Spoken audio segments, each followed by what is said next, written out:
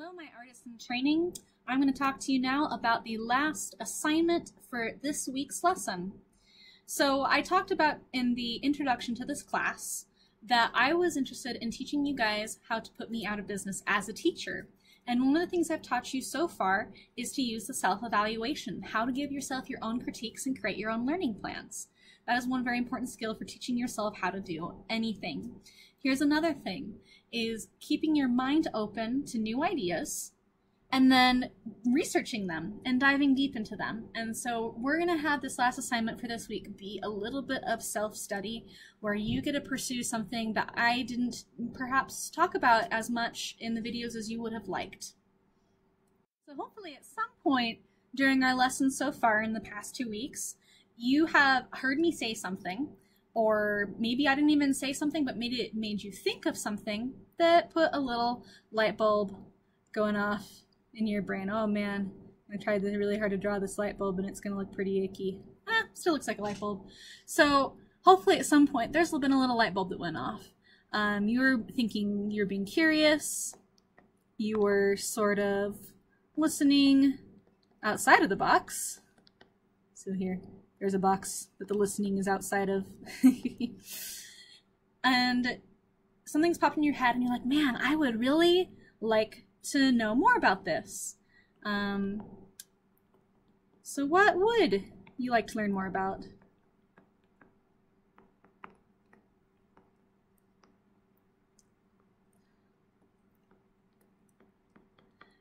It can be perhaps something as simple as something we've already talked about so far.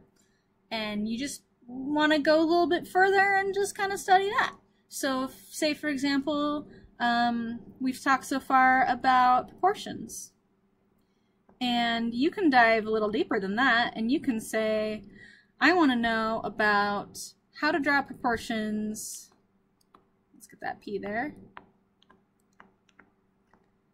You want to know how to draw proportions in real life. So like if you're in a studio, instead of having the drawing on a piece of paper, and this is you, and you're actually looking at this apple, and you've got your pencil, and you want to draw it, and it's in real life. It's not on a piece of paper.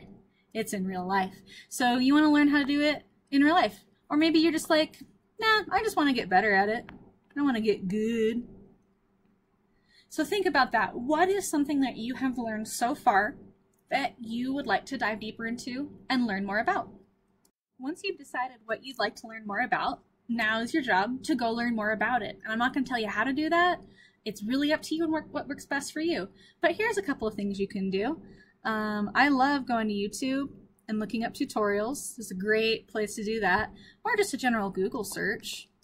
Google's really helpful for finding things like articles and diagrams of things, amongst many other things.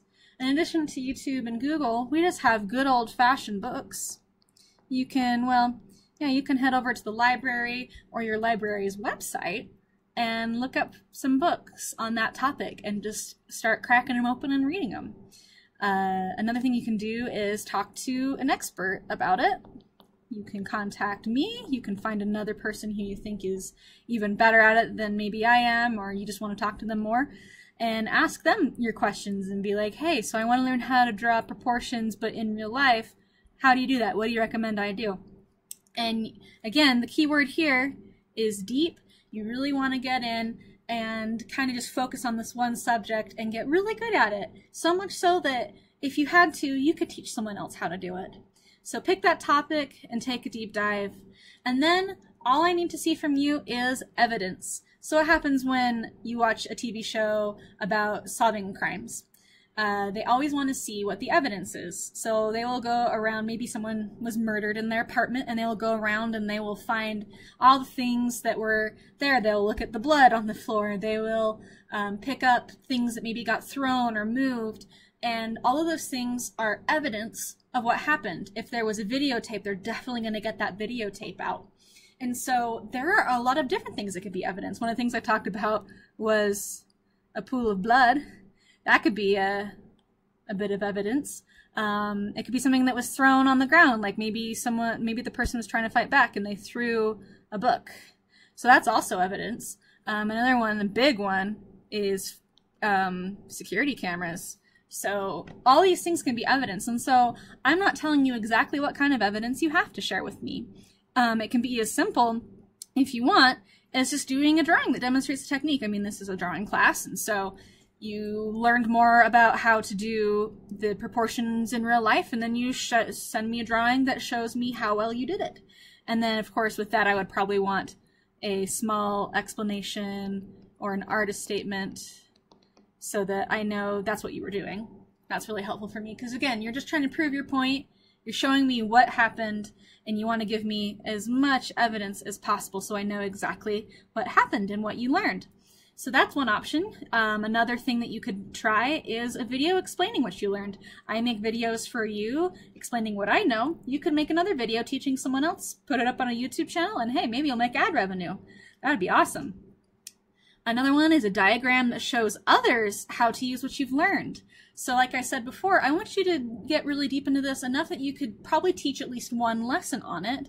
And so you can even have a video of yourself teaching someone else, or you can do a diagram. You can draw like a little flow chart that says, you know, this happens and then you get this and then that. And that's a good evidence of how the concept works. Similarly would be like a slideshow teaching that concept. Something that I sometimes do is I like to compile things. So remember up here we've got all of these resources that you can go to. I might just make a master list or a file on my computer. Here's my file folder.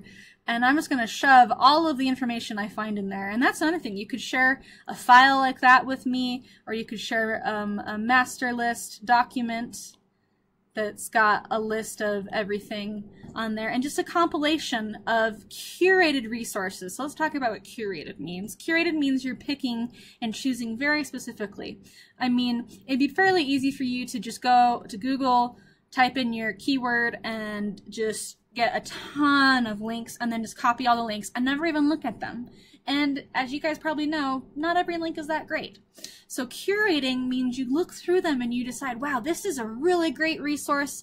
I give this one a big thumbs up. Boy, that is a really bad thumbs up. I tried. So you say, this one's great. I love it. This is a really good resource. That means it's going on my list. Or maybe it's a pretty terrible resource. You're going to give it a thumbs down. And that one's not going to stay on there. That's what curated means. It's just being picky. Only put the good stuff on the list. Don't just dump a bunch of stuff on there. It doesn't show that you did any work. And it probably means you didn't learn anything either. And really, the reason why I'm letting you choose the evidence is because I don't want this to be prescriptive. I don't want you just to do it because I said so. I really want you to have that deep dive, and I want you to get something out of it. And then all I ask is that you just find some way to prove to me that it actually happened. Any type of evidence. And again, the issue here is proof. I just want you to prove to me that it happened and that you enjoyed it. And so these are just some ideas, but you can come up with anything you want. Any type of evidence. Any type of evidence that works for you. And submit that with this assignment. Best of luck!